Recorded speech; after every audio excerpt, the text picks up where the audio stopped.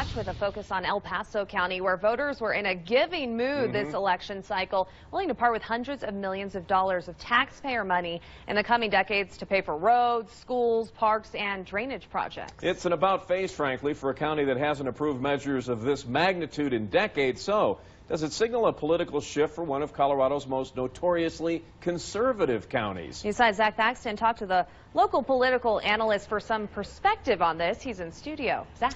Well, guys, here's the breakdown of voter turnout in El Paso County.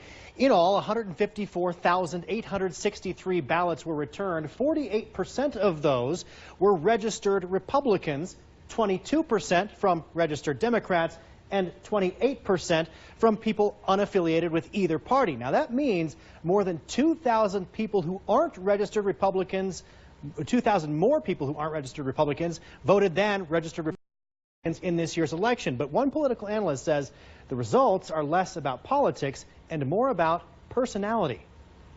Oh my God! Yes to $400 million in stormwater repairs over the next 20 years. Yes to the first D11 funding increase in 17 years. Yes to millions to widen I-25. El Paso County and Colorado Springs forked over the cash Tuesday night, bucking tradition in a city and county known to pinch their pennies. You saw the city kind of trending in a direction that might have been more supportive of tax increases the past couple of years. UCCS political science professor Josh Dunn says this wave has been coming for some time, but not because of a major political shift. The voting population might be moving slightly to the left. That doesn't mean it's on the left. It's still very much a Republican city, a Republican county, very conservative place. Dunn attributes passage of this year's money issues to a surge of trust and confidence in elected leaders. You had that major effort back in, 2008, 2009 to increase taxes when the city council said, if you don't vote for these tax increases, we're going to turn off the street lights, we're going to stop picking up trash in the parks. They felt like they were being held hostage by city council, and they simply said no. Dunn says voters have noticed nowadays city and county leaders are getting along and open to compromise,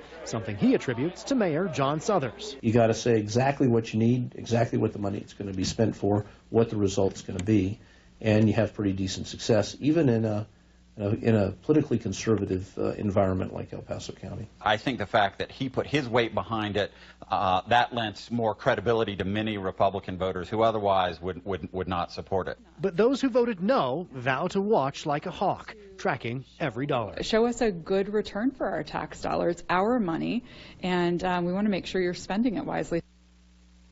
Now, Professor Dunn also says that turnout by conservatives in El Paso County is usually lower for off-year elections, that those voters tend to prefer to turn out for candidate races rather than issue questions.